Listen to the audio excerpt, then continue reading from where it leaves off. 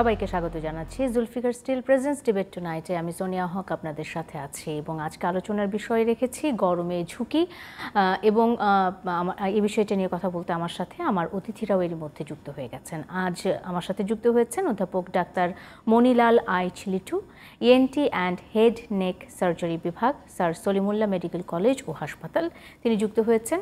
আরও যুক্ত হয়েছেন মোহাম্মদ আসাদুজ্জামান, সাধারণ পরিষদ সদস্য FBCCI। দুজনকে স্বাগত জানাচ্ছি এবং আজকের বিষয়টি এরকম রেখেছি কারণ গত কদিন ধরেই প্রচণ্ড দাবদাহে সারা দেশ পুড়ছে এবং সেই সাথে আমরা দেখছি যে আরও প্রায় 3 দিনের হিট অ্যালার্ট জারি করা হয়েছে নতুন করে। ঠিক এই মুহূর্তে আসলে গরম কমার কিংবা বাতাসে উত্তাপ কমার কোনো সম্ভাবনা বা আশ্বাসবাণীও আমরা পাচ্ছি না।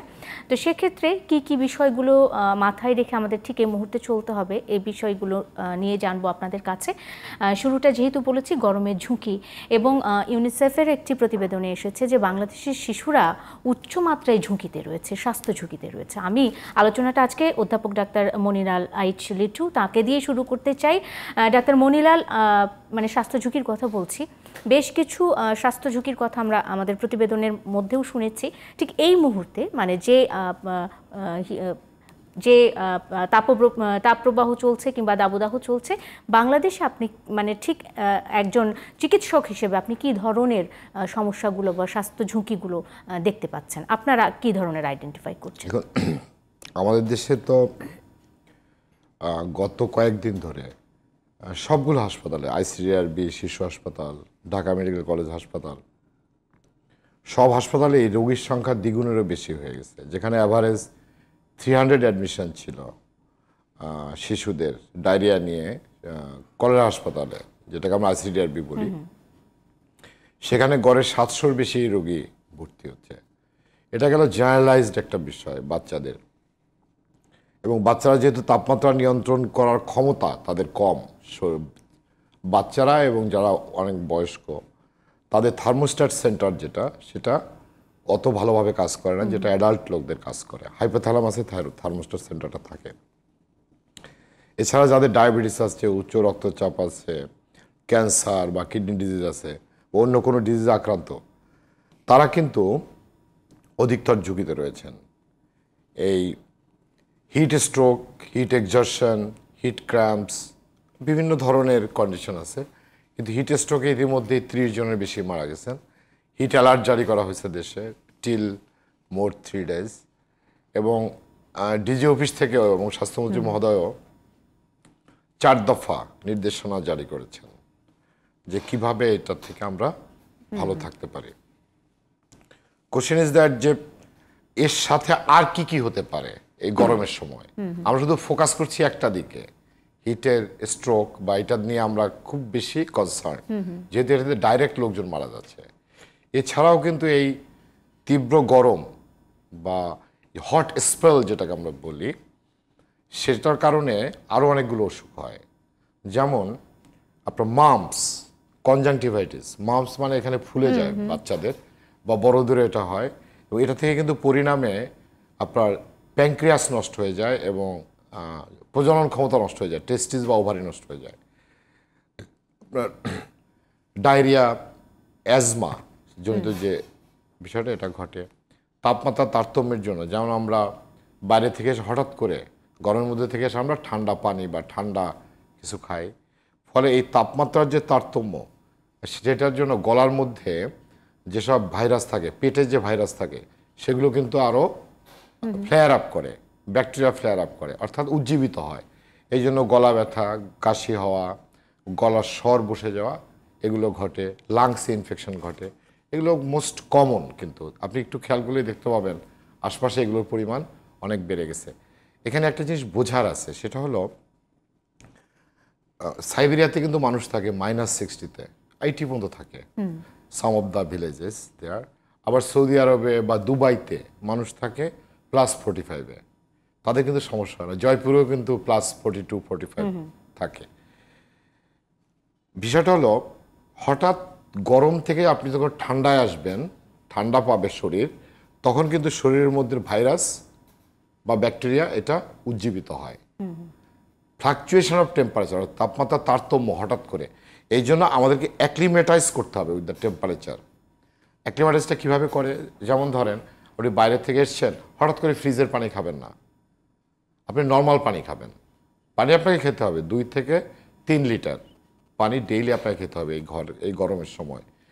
এখন যে পর্যায়টা চলছে, নর্মালি মানুষের 1.5 থেকে 2 লিটার খেলে হয়, এখন অতিরিক্ত 1 লিটার খেতে হবে অবশ্যই। কিন্তু কোনো ঠান্ডা পানীয় বা ঠান্ডা জিনিস খাওয়া যাবে না হঠাৎ করে। এবং বাইরে থেকে আসলে আপনার ঘামটা মুছে তারপরে আপনার গোসলে যাওয়া উচিত। অর্থাৎ আবার গাড়ি থেকে যখন আপনি নামবেন এসি থেকে, তখন আপনি হয়তো 5 মিনিট আগে এসিটা বন্ধ করে দিতে হবে, so that you will be acclimatized with the outside environment.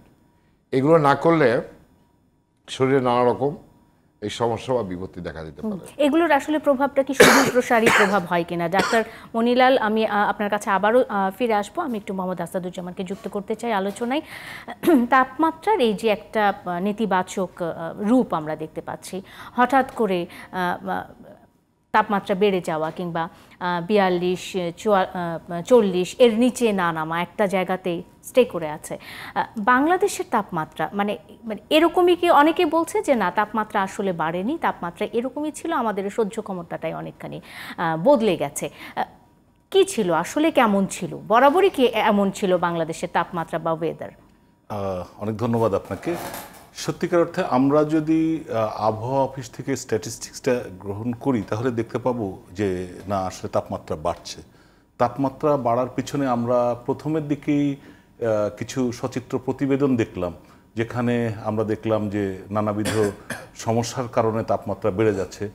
এর মধ্যে ক্লোরোফ্লোরোকার্বন সহ অন্যান্য বেশ কিছু বিষয় আছে। তো রেফ্রিজারেশন, এয়ার কন্ডিশনিং সিস্টেমে আমরা একটা রেফ্রিজারেন্ট হিসাবে, আপনারা যেটা গ্যাস হিসাবে বলে থাকেন, সেই গ্যাসগুলো ব্যবহার করা হচ্ছে, যেটার মধ্যে HCFC অর্থাৎ পুরনো এয়ার কন্ডিশনারগুলোর মধ্যে হাইড্রোক্লোরোফ্লোরোকার্বন যেটা আছে, এবং কিছু গুলোর মধ্যে আছে শুধু হাইড্রোফ্লোরোকার্বন, HFC। তো HFCর কাজ কি? HFCর কাজ হচ্ছে বৈশ্বিক উষ্ণতা তৈরি করা। বৈশ্বিক উষ্ণতা যখন তৈরি হচ্ছে, আমরা প্রতিবেদনে দেখলাম যে 1 থেকে 2 ডিগ্রি তাপমাত্রা বেশি হয়ে যাচ্ছে। তো প্রতি বছরেই যদি এরকম তাপমাত্রা বাড়তে থাকে, তাহলে সহ্য ক্ষমতা ঠিক না, এটা তাপমাত্রাই বাড়ছে। আর ষড় ঋতুর দেশে যদি আমরা সঠিক সময় ঠিক ঋতুগুলোকে না পাই, তাহলে তাপমাত্রার যে সমস্যার সৃষ্টি হচ্ছে, সেটার কারণেও আমরা অনেক কিছু সমস্যার দিকে যাচ্ছি। আমি যেহেতু রেফ্রিজারেশন, এয়ার কন্ডিশনিং বিষয় নিয়ে কাজ করে থাকি, এবং আমি বর্তমানে Bangladesh refrigeration, air conditioning merchant অ্যাসোসিয়েশনের প্রেসিডেন্ট, সেই ক্ষেত্রে আমি বলবো যে তাপমাত্রাকে নিয়ন্ত্রণ করতে হলে প্রত্যেককেই সচেতন হতে হবে। যদি প্রত্যেকেই আমরা সচেতন হতে পারি, তাহলে তাপমাত্রাকে নিয়ন্ত্রণ করা সম্ভব। এর মধ্যে যেমন প্রাকৃতিকভাবে যে বিষয়গুলো আছে, সেই বিষয়গুলোর প্রতি আমাদের একটু লক্ষ্য রাখতে হবে। একটি গাছ কাটলে সঙ্গে সঙ্গে আমরা যেন আরেকটি গাছ লাগাতে পারি, এবং একই সঙ্গে আমাদের অন্যান্য বিষয়গুলোর দিকেও লক্ষ্য রাখতে হবে, যে কার্বন ইমিশন যেভাবে হোক না কেন, কার্বন ইমিশন যেন আমরা কমাতে পারি। মানে আমরা যদি ঢাকা শহরে শুধুমাত্র নির্দিষ্ট কিছু জায়গায় দেখি, সেখানে দেখা যাচ্ছে যে অনেক এসি ব্যবহার করা হচ্ছে। আপনি যেমনটা বলছিলেন মোহাম্মদ আসাদুজ্জামান, যে তাপমাত্রা বৃদ্ধির ক্ষেত্রে এসি ব্যবহারেরও একটি ভূমিকা রয়েছে, আমি যদি আন্দাজ করতে পারি। তো সেক্ষেত্রে আসলে কোন কোন বিষয়গুলো মানে আমরা দেখতে পাই যে এসি ব্যবহার করলে এই কারণে আসলে তাপমাত্রাটা বাড়ছে, মানে কারণটা কোনো সুনির্দিষ্ট কারণ আছে কিনা? এসি ব্যবহারের কারণে একটি তাপমাত্রা তো বাড়বেই। এটি যখনই আপনি এয়ার কন্ডিশনার ব্যবহার করছেন, এয়ার কন্ডিশনার ব্যবহার করার সঙ্গে সঙ্গে আপনাকে যে জিনিসটা ব্যবহার করতে হচ্ছে, সেটা হচ্ছে বিদ্যুৎ ব্যবহার করতে হচ্ছে, এবং বিদ্যুতের চাহিদা মেটানোর জন্য আমাকে ব্যবহার করতে হচ্ছে জ্বালানি। তো জ্বালানি যখনই আমি ব্যবহার করছি, জ্বালানি ব্যবহার করলেই তাহলে সেখান থেকে কার্বন ইমিশন হচ্ছে।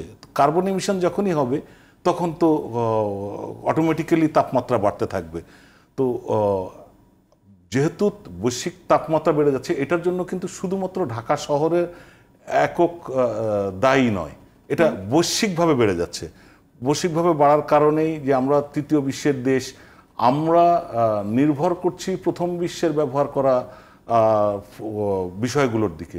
যেমন এয়ার কন্ডিশনার দিয়ে আমি রুমের তাপমাত্রাকে কমাচ্ছি একটা দিকে, আর ঠিক আর একটা দিকে যে এয়ার কন্ডিশনার কিন্তু তাপমাত্রা বেশি করে ফেলছে। কারণ যখন কন্ডেনসেশন হলে তখন তাপমাত্রা সেখানে বেশি হয়ে যাচ্ছে। তো সেই তাপমাত্রার প্রভাব তো কিছুটা একটু পড়বেই এদিক থেকে। তো সেই ক্ষেত্রে আমাদের যে বিষয়টা লক্ষ্য রাখতে হবে সেটা হচ্ছে যে এয়ার কন্ডিশনার মানেই যে সেখানে আমাকে ব্ল্যাঙ্কেট গায়ে দিয়ে লেপ তোশক মুড়ি দিয়ে ঘুমাতে হবে তা নয়। যেটি বলা হচ্ছে সেটি হচ্ছে যে এয়ার কন্ডিশনার 26 ডিগ্রি সেন্টিগ্রেডের মধ্যে রাখতে। এয়ার কন্ডিশনার আপনার সঙ্গে আমি একটি বিষয় শেয়ার করতে চাই, সেটা হচ্ছে এয়ার কন্ডিশনার শুধু তো তাপমাত্রা নিয়ন্ত্রণ করে না, এয়ার কন্ডিশনার একই সঙ্গে হিউমিডিটি কন্ট্রোল করছে। যখন হিউমিডিটি কন্ট্রোল করছে তখন একই সঙ্গে সেই রুমের সেটা ডাস্টটা কন্ট্রোল হয়ে যাচ্ছে।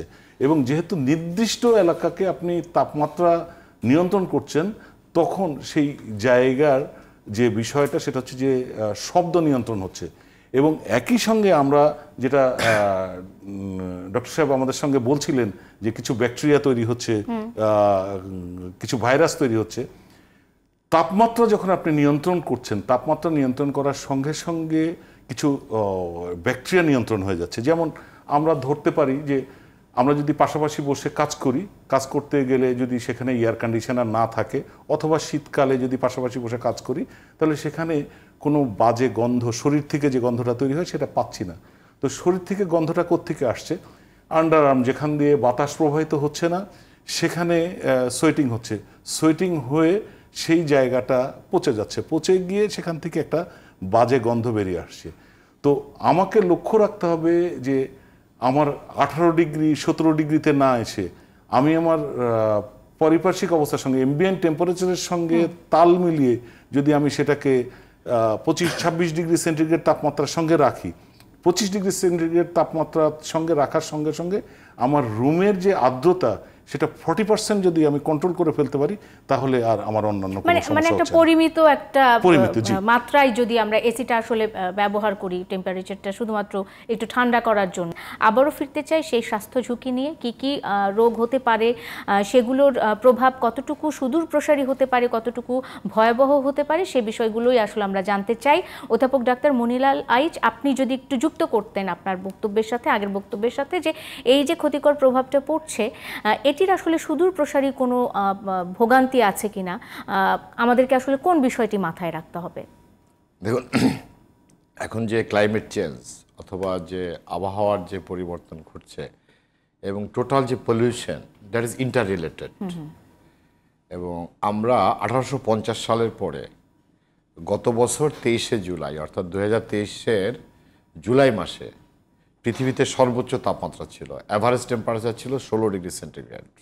It is huge. এখন আমরা যেখানে ফোকাস করি, সে বায়ু দূষণ, শব্দ দূষণ, even light দূষণ, light pollution, light pollutes some animals and other things.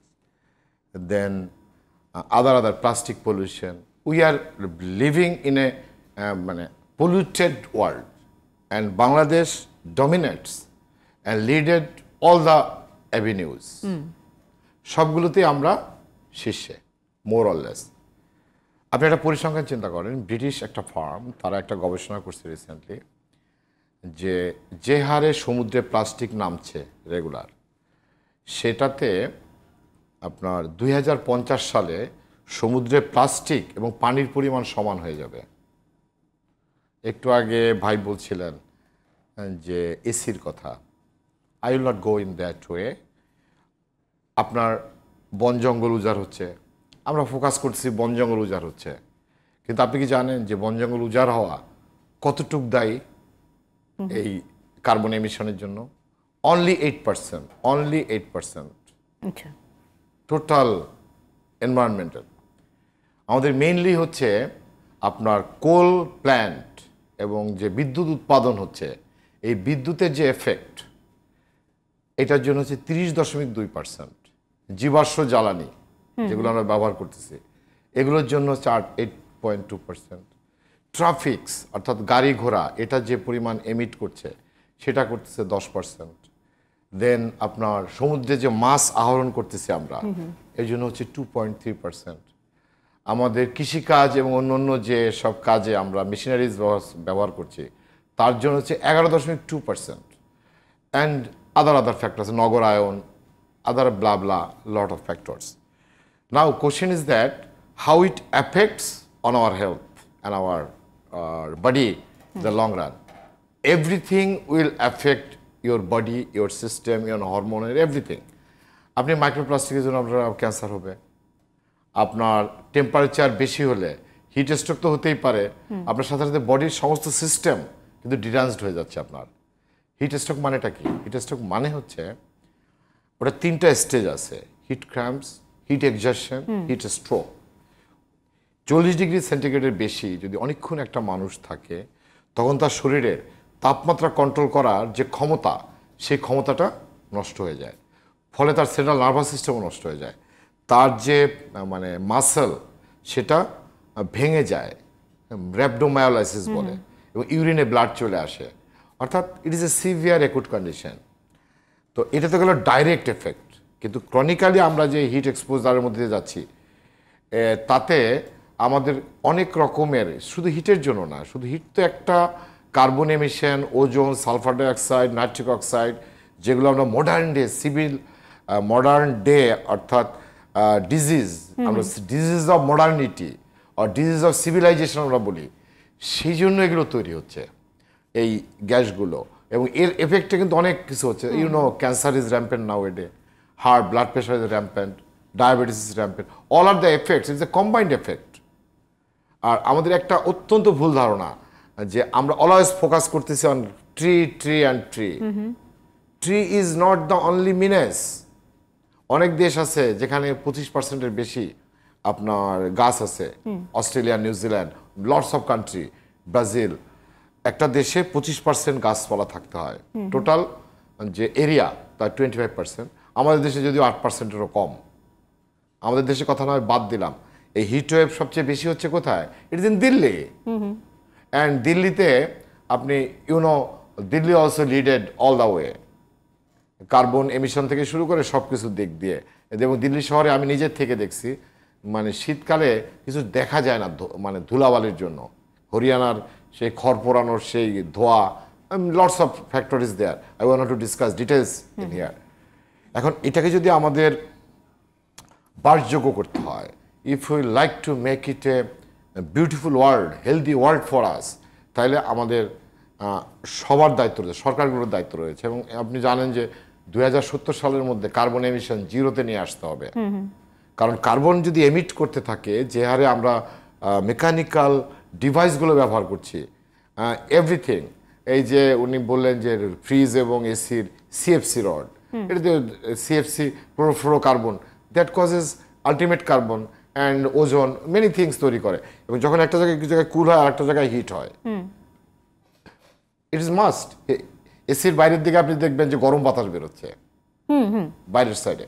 So আমাদেরকে চিন্তা করতে হবে how we can insulate, we can dump, we can modify the effects in a positive direction. এই ভূগর্ভস্থ পানি তোলার জন্য 3% হিট বাড়তেছে, অর্থাৎ এই যে তাপমাত্রা বাড়ার জন্য 3% দায়ী হচ্ছে ভূগর্ভস্থ পানি। আমরা ভূগর্ভস্থ পানি উঠাচ্ছি সমানে, এর আদার এফেক্ট তো আছেই, মানে টেম্পারেচারের উপর এফেক্ট আমি বলতেছি। সো 2050-র মধ্যে আপনার ওয়ার্ল্ডের টেম্পারেচার আরও 1.1 ডিগ্রি বাড়বে। এটা তো বাড়তেই আছে, জি, 1.5 ডিগ্রি তো বেড়ে গেছে অলরেডি, বাড়ছে। কিন্তু এর এফেক্টটা কি আপনি চিন্তা করতে হবে। আপনার প্রচুর পরিমাণে বরফ গলতেছে পৃথিবীতে, অর্ধেকের বেশি চায়না ডুবে যাবে, মালদ্বীপ ডুবে যাবে, বাংলাদেশের কি অবস্থা হবে আমি আই ডোন্ট নো। অনেক দ্বীপরাষ্ট্র কিন্তু ডুবে যাবে। শুধু যে একটা এফেক্ট হবে তা না, আর হেলথের উপর তো সব কিছুই তো হেলথ রিলেটেড। আওয়ার লাইফের প্রাথমিক ফোকাসই হচ্ছে হেলথ, তাই না? আওয়ার লাইফের প্রথম প্রাইমারি অপটিক্স, তাই না, algorithm, everything depends on our health. অবশ্যই আমি আমি আমি আমি আপনার কাছে ফিরবো ডাক্তার মনিলাল। আমি একটু মোহাম্মদ আসাদুজ্জামানকে যুক্ত করতে চাই অংশে। কার্বন নিঃসরণের হার কমাতে হবে, পৃথিবীকে বাসযোগ্য করতে হবে, এই ধরনের কথা আমরা প্রায়শই বলি এবং অঙ্গীকারও করি প্রায় প্রতি বছর বছর। তো সেক্ষেত্রে আসলে যে পরিমাণ আমরা ঠিক এই মুহূর্তে নগর জীবনের যান্ত্রিক বিষয়গুলোর প্রতি এত বেশি নির্ভরশীল হয়ে গেছে, উপায়টা কি, আসলে কি সম্ভব? আমি যদি এক কথায় আপনার এই উত্তর দিতে চাই এই প্রশ্নের, তাহলে বলবো যে রিনিউয়েবল এনার্জি। যে এনার্জি যেটা আছে সেটাকে যদি আমি রিনিউয়েবল করতে পারি তাহলে অনেকাংশেই সম্ভব। যেমন আমি যেখানে আমার দরকার হচ্ছে হিট, এই হিটটা যেহেতু লস হয়ে যাচ্ছে, সেই হিটটাকে যদি আমি কোনো কাজে লাগাতে পারি তাহলে আমার যে বিদ্যুৎ যেটা খরচ হলো কোল্ডের জন্য, তাহলে সেটা কিন্তু খুব সহজেই করা সম্ভব। তো সেই ক্ষেত্রে বাংলাদেশ সরকার যেটা বলছেন যে ভারত বলছে যে 2070 সালের মধ্যে এটা একেবারে কার্বন ইমিশন যেটা আছে জিরো কার্বন করবে। বাংলাদেশ বলছে না, আমরা 2050 সালের মধ্যে করে ফেলবো নেট জিরো। তো নেট জিরোতে যেতে হলে আমাদের যেটা করতে হবে সেটা হচ্ছে রিনিউয়েবল এনার্জির কোনো বিকল্প নেই। এয়ার কন্ডিশনার এখন আর কোনো বিলাসিতার বিষয় না, এয়ার কন্ডিশনার এখন খুব প্রয়োজনীয় জিনিস। কারণ আপনি দেখেন যে এখানে ডাক্তার সাহেব বসা আছেন, আপনি আছেন, একটা মানুষ ঠিক তার যখন জন্মগ্রহণ করবে তখন থেকে আরম্ভ করে যখন সে মারা যাচ্ছে তখন পর্যন্ত কিন্তু এই রেফ্রিজারেশন এয়ার কন্ডিশনার আপনার জন্য অত্যন্ত প্রয়োজন। কারণ একটা মা যখন তার মাতৃত্বের দিকে এগিয়ে যাচ্ছে তখন তাকে কিছু মেডিসিন খেতে হচ্ছে, সেই মেডিসিনের ইনগ্রিডিয়েন্টস কিন্তু রাখতে হচ্ছে একটা নির্দিষ্ট তাপমাত্রায়। আর নির্দিষ্ট তাপমাত্রায় যখন আপনি রাখতে চাচ্ছেন তখন সেখানে দরকার হচ্ছে রেফ্রিজারেশন সিস্টেম। তো রেফ্রিজারেশন সিস্টেম ছাড়া আমি কখনো চিন্তাও করতে পারছি না। এক ইন্টারভিউতে এক আমেরিকান ভদ্রমহিলা বলেছিলেন যে আমার হাজব্যান্ড না থাকলেও সমস্যা নাই, কিন্তু আমার ঘরের রেফ্রিজারেটরটা ঠিক থাকতে হবে। তো এই ধরনের বিষয়গুলো যে এটা আমাদের নিজেদের সঙ্গে একেবারেই অঙ্গাঙ্গিভাবে জড়িত হয়ে গেছে। তো আমরা যেটা করব সেটা হচ্ছে রিনিউয়েবল এনার্জির দিকে বেশি এগোতে হবে এবং সরকার বাহাদুরের প্রতি আমাদের অ্যাসোসিয়েশনের পক্ষ থেকে আমরা বিশেষভাবে অনুরোধ জানাবো যে রিনিউয়েবল এনার্জি যেগুলো আছে সেইগুলোর উপরে প্রশিক্ষণ ব্যবস্থা করলে আমাদের যে জনশক্তি আছে তারা সেখান থেকে প্রশিক্ষিত হয়ে সামনের দিকে এগিয়ে নিয়ে যেতে পারে। এমনিতে প্রযুক্তিগত দিক থেকে আমরা কি সক্ষম? মানে আমরা প্রযুক্তিগত দিক থেকে অনেকটাই সক্ষম। সত্যিকার অর্থে আমরা যারা রেফ্রিজারেশন এয়ার কন্ডিশনিং সেক্টরে কাজ করছি, আমাদের প্রত্যেকটা জিনিস কিন্তু র মেটেরিয়াল যেগুলো সেগুলো আমাদেরকে ইম্পোর্ট করতে হয়। আমরা আমদানি নির্ভর। তো সেই আমদানি নির্ভর এখানে যেগুলো আছে সেই আমদানি নির্ভরতা তো আমাদের থাকবে। এর মধ্যে আমি বলবো যেমন ধরেন যে রেফ্রিজারেন্ট, যেটা রেফ্রিজারেন্ট ছাড়া কোনো refrigeration system air condition system চালানো সম্ভব নয়। তো এটাকে ন্যাচারাল রেফ্রিজারেন্টের দিকে এগিয়ে যেতে হবে। ন্যাচারাল রেফ্রিজারেন্ট কোনটা? যে হাইড্রোকার্বন।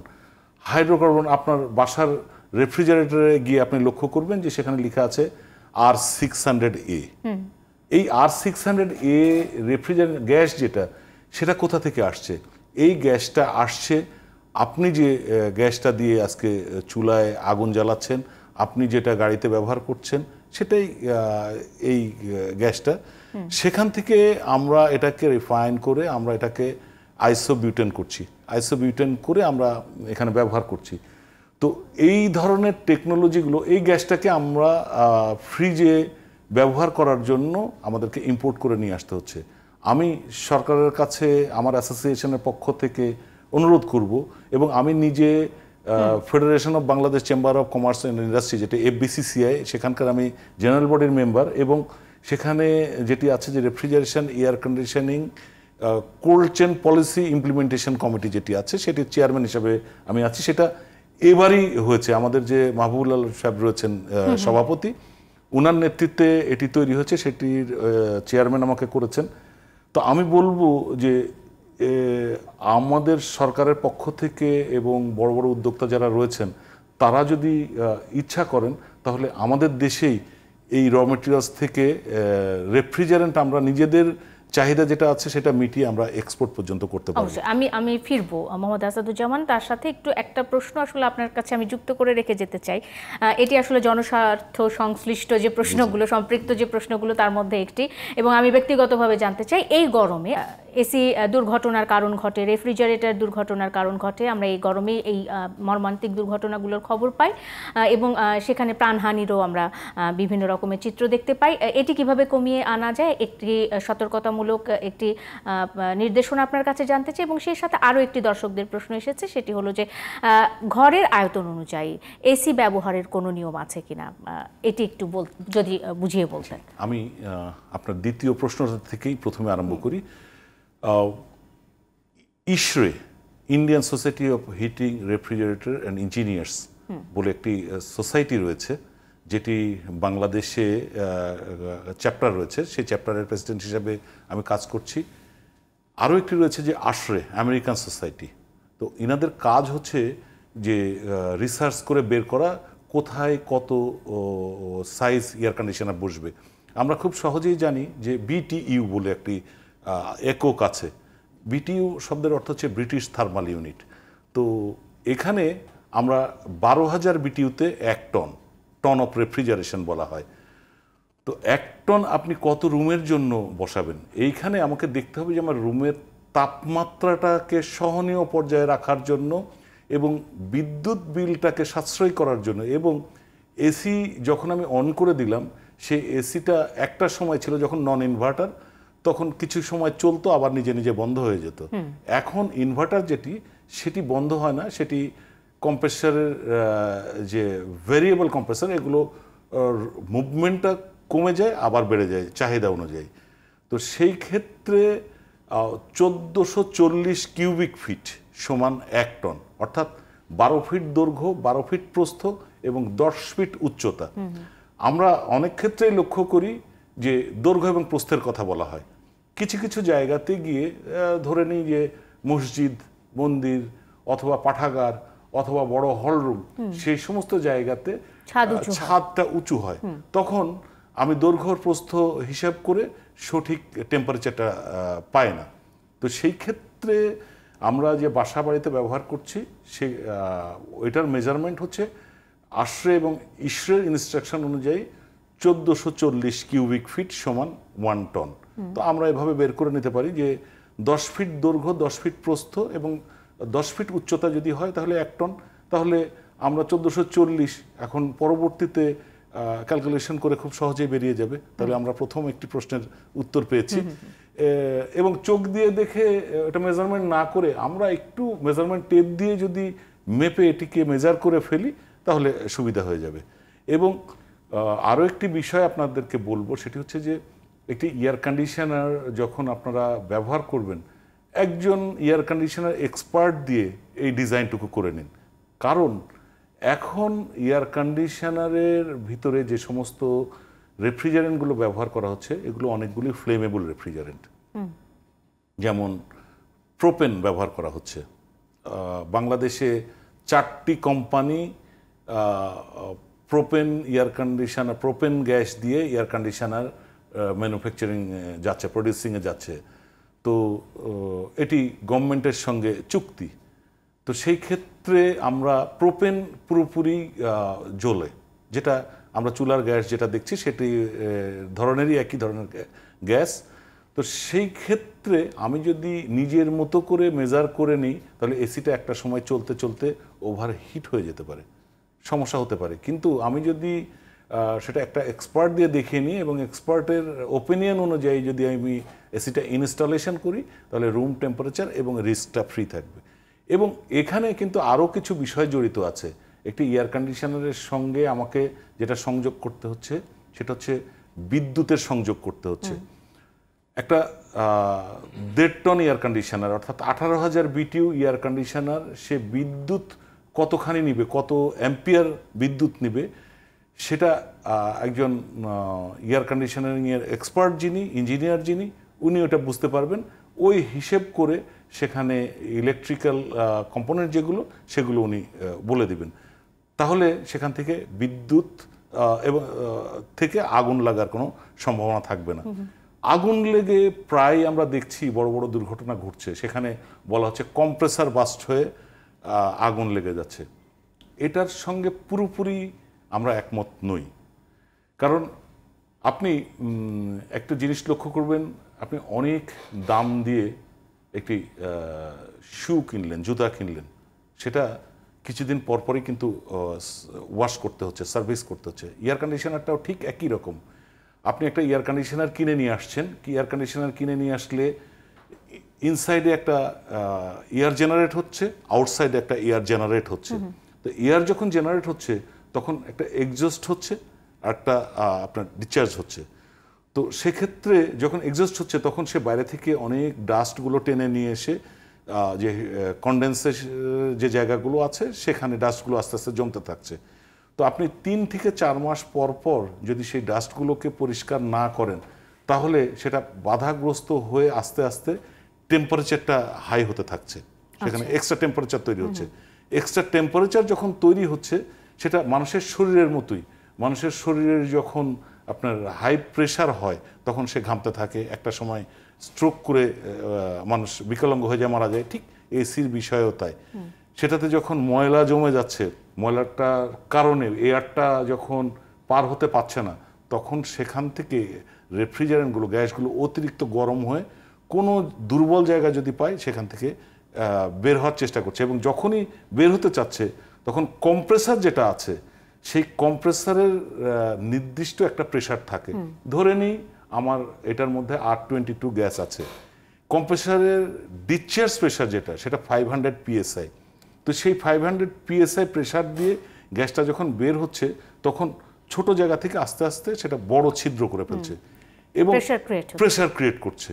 এবং আমরা যে ল জানি যে চাপ বাড়লে তাপ বাড়ে, তো চাপ যেহেতু বাড়ছে সেক্ষেত্রে তাপও বাড়ছে। এবং কম্প্রেসারের মধ্যে যে লুব্রিকেন্ট যেটা থাকছে সেই লুব্রিকেন্টের সঙ্গে একটা ওয়াক্সিভিটি থাকছে। লুব্রিকেন্টটা যখন বেরিয়ে আসছে তখন সেখান থেকে প্রেসারে লেগে আগুন লেগে যাচ্ছে। হ্যাঁ, মানে অর্থাৎ আমরা যদি একদম সোজা কথায় বলি তাহলে 3-4 মাস অন্তর অন্তর এসির যে বিষয় সেটা সার্ভিসিং করতে হবে। রেফ্রিজারেটরেরও কি সেরকম নিয়ম আছে? রেফ্রিজারেটরের ক্ষেত্রে কিছু কিছু ক্ষেত্রে যদি কন্ডেন্সার যেটা আছে সেই কন্ডেন্সারটা যদি এয়ারকুল কন্ডেন্সার হয় তাহলে আপনাকে সার্ভিসিং করতে হবে। আর যদি এয়ারকুল না হয়, ন্যাচারাল কুলড হলে আমাকে অবশ্যই লক্ষ্য রাখতে হবে যে যে জায়গায় আমি রেফ্রিজারেটরটা বসিয়ে রাখছি সেখানে যেন ন্যাচারাল এয়ারটা ইজিলি মুভমেন্ট করতে পারে। অর্থাৎ মিনিমাম 6 ইঞ্চি থেকে 1 ফিট দূরত্বে রাখতে হবে ওয়াল থেকে। এবং এই গরমের সময় আপনাদের উদ্দেশ্যে একটি কথা বলবো যে একটি সিলিং ফ্যান চালিয়ে রাখুন, তা না হলে হাই প্রেশার করে রেফ্রিজারেটরটা নষ্ট হয়ে যাবে। এবং আরেকটি বিষয় আপনাদেরকে বলবো যে যারা এসি বসাচ্ছেন রুমে সবারই চিন্তা ভাবনা যে আউটসাইড যে ওয়ালটা আছে সেই ওয়ালে কন্ডেন্সারটা বসিয়ে দিচ্ছেন। আউটসাইড ওয়ালে কন্ডেন্সারটা যে বসাচ্ছেন কোনো কারণে যখন ডিস্টার্ব হচ্ছে তখন ওখানে কাজ করতে গিয়ে টেকনিশিয়ানের ভুলে হোক অথবা অনেক দিন সার্ভিসিং না করার কারণে হোক, যখন সে কাজ করতে যাচ্ছে তখন থেকে দুর্ঘটনা ঘটে কিন্তু মানুষের মৃত্যু পর্যন্ত হচ্ছে। তো সহজে যেন একজন টেকনিক্যাল পার্সন, একজন টেকনিশিয়ান অথবা ইঞ্জিনিয়ার সহজে যেতে পারে এরকম জায়গায় এসিটা ইনস্টলেশন ব্যবস্থা। অসংখ্য ধন্যবাদ মোহাম্মদ আসাদুজ্জামান। ঠিক এই মুহূর্তে অত্যন্ত প্রাসঙ্গিক একটি প্রশ্নের উত্তর, আপনাকে অসংখ্য ধন্যবাদ। আমি একটু অধ্যাপক ডাক্তার মনিলাল আইচ লিটু, ডাক্তার মনিলালের কাছে চলে যেতে চাই। এসি ব্যবহারের বিষয়টি কিভাবে ব্যবহার করব এই প্রসঙ্গে তো আমরা জানলাম। এসি ব্যবহারের ফলে এক ধরনের কিন্তু মানে অসুখ বা শ্বাসকষ্টজনিত নানা রকমের অসুখের বিষয়গুলো রয়েছে, আপনি নিশ্চয়ই সেখানে আলোকপাত করবেন ডাক্তার মনিলাল। এবং সেই সাথে আরও একটু সতর্কবার্তা, আপনার কাছ থেকে আরও একটু পরামর্শ জানতে চাই, কি করব ঠিক এই সময়ে? গরম তো কমাতে পারছি না, কিন্তু আমরা আসলে সুস্থ থাকার জন্য কি করতে পারি? আসলে ভাই খুব সুন্দর করে ডিসক্রাইব করেছেন ডিফারেন্ট ম্যাটার্স। তো এখানে আমাদের একটা ভুল ধারণা আছে অনেক কিছু সম্পর্কে। যেমন এসি যাদের কোল্ড অ্যালার্জি আছে তাদের ক্ষেত্রেই ক্ষতিকর, আর এসির ভিতরে এক ধরনের ফাঙ্গাস ডেভেলপ করে, ওকে, অ্যাসিড যখন বন্ধ থাকে এটা তো এর মধ্যে তো পানির মতো বের হয়, তো এটার মধ্যে এক ধরনের ফাঙ্গাস ডেভেলপ করে, খুব মাইক্রো ফাঙ্গাস, সেটাও অ্যালার্জি তৈরি করে এটা যখন বাইরে আসে, কিছু কিছু মানুষের ক্ষেত্রে, সবার ক্ষেত্রে না। So we must be careful regarding this things. আগুন কেন বেশি লাগে আপনি বলতেছিলেন, আগুন বেশি লাগে এই সময়, গরমের সময় বা এর সময়, এই কারণে যে বাতাসে হিউমিডিটির পরিমাণ কমে যায়, কারণ আপনি অ্যাম্বিয়েন্ট টেম্পারেচার অনেক বাড়তেছে, অনেক সময় ইলেকট্রিক তার গলে যায়, অথবা যেসব অ্যাপ্লায়েন্স ব্যবহার করা হয়, সিম্পল ধরেন মোবাইল কুড বি বাস্ট, কারণ 3 মিনিট আপনি যদি মোবাইল ব্যবহার করেন তাহলে আপনার 1 ডিগ্রি টেম্পারেচার বাড়ে এর ভিতরে, আপনি গরম হাত দিয়ে দেখেন এবং then you measure it by thermometer. Now একটা কোশ্চেন ছিল, আমি মনে হয় এটা একটু আমি অ্যান্সার করতে চাই, সেটা হলো যে হাউ টু রিডিউস দিস, এই টেম্পারেচারটা আমরা কীভাবে কমাইতে পারি। 70 সালের দিকে আমেরিকাতে প্রথম এটা নিয়ে চিন্তাভাবনা শুরু হয়, এবং 1870 সালেই তারা এক ধরনের নিয়ম করে যে শহরগুলোতে আপনি ভেহিকেলের সংখ্যা নামায় আনতে হবে, total vehicle number. You think যে ঢাকা শহরের মধ্যে শহরে 10 লক্ষ ভেহিকেল চলে, এবং অনেকের একটা ব্যাড আইডিয়া আছে যে electric vehicle will reduce the temperature. Never ever. Electric vehicle যে ইলেকট্রিসিটিটা আপনি দেবেন সেটা জেনারেট করতে কিন্তু আপনার পাওয়ার প্ল্যান্ট লাগবে, that will produce huge temperature. So what is the solution? Solution হচ্ছে যে আপনি অ্যাটমিক এনার্জি, গ্রিন এনার্জি, যেটা ভাই বললেন, গ্রিন এনার্জির দিকে আপনাকে চোখ দিতে হবে। That is the solution. Quantum energy, other energy source যেটা কার্বন এমিশন করে না, টেম্পারেচার তৈরি করে না। আবার দুঃখজনক হচ্ছে জার্মানিতে 10টা আপনার অ্যাটমিক এনার্জি প্ল্যান্ট বন্ধ করে দেওয়া হয়েছে, তাই না? তারা অ্যাক্সিডেন্ট, ফুকুশিমা অ্যাক্সিডেন্টের পরে দে হ্যাভ গান যে না, এই ধরনের জিনিস রাখা যাবে না, সো আমরা এখন তাপবিদ্যুতে ফিরে যাব। So world is going in ডিজায়ারে। আমাদের বাংলাদেশের উপর একটা গবেষণা হয়েছিল যে how it affects our health. আমাদের এটা শিকাগো ভিত্তিক একটা গবেষণা প্রতিষ্ঠান করছিল, অয়েল কোম্পানি। আপনি জানেন যে তেল কোম্পানিগুলো অনেক হেলথের উপর কাজ করে, এটা তাদের দায়িত্বেই করে সিএসআর পার্ট থেকে। তো দেখা গেছে যে বাংলাদেশিদের গড় আয়ু যে হারে দূষণ বাড়তেছে বাংলাদেশে, তাদের ঢাকা শহরের লোকের গড় আয়ু 7 বছর কমে যাবে, আর ঢাকার বাইরে যারা, অর্থাৎ outside Dhaka but not in the city, তাদের কমবে 5 বছর। সো ইন টোটালিটি যদি আপনি চিন্তা করেন যে এখানে ইন্ডিভিজুয়াল দায়িত্ব আছে, সরকারেরও দায়িত্ব আছে। শহরের মধ্যে হাজার হাজার গাড়ি চলতে দিচ্ছেন, আপনি পাবলিক ট্রান্সপোর্ট সিস্টেমকে ওয়েল ডেভেলপ করতেছেন না, আপনি এগুলো ইজিলি আপনি কন্ট্রোল করতে পারেন। আপনি একটা কারখানা বা কোনো একটা জায়গাতে টেম্পারেচারটাকে ইনসুলেট করা যায়, সেই ইনসুলেশনের কোনো ব্যবস্থা আপনি করছেন না। অর্থাৎ আমাদের দেশে ধরেন একটা সিম্পল বিষয় বলি, যে পৃথিবীতে লোক হলো 8 বিলিয়ন আর মোবাইল আছে 7 বিলিয়ন।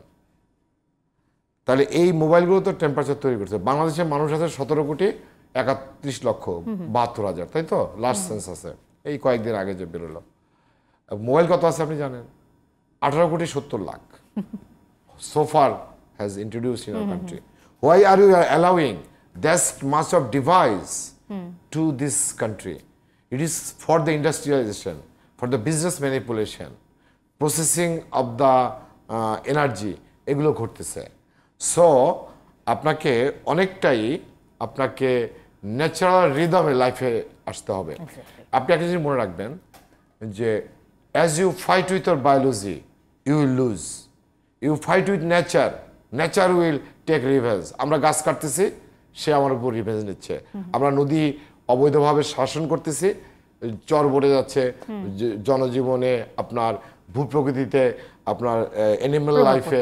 এবং আরও একটা জিনিস আমরা ভুলে যাই, এই টেম্পারেচার এবং দূষণের যে অত্যাচার বা বিষাক্ত প্রভাব, এটা কিন্তু শুধু মানুষের উপর পড়ে না, প্রতিটা অ্যানিমেলের উপর পড়তেছে, প্রতিটা জীবের উপর পড়তেছে, প্রতিটা এনভায়রনমেন্টের উপর পড়তেছে।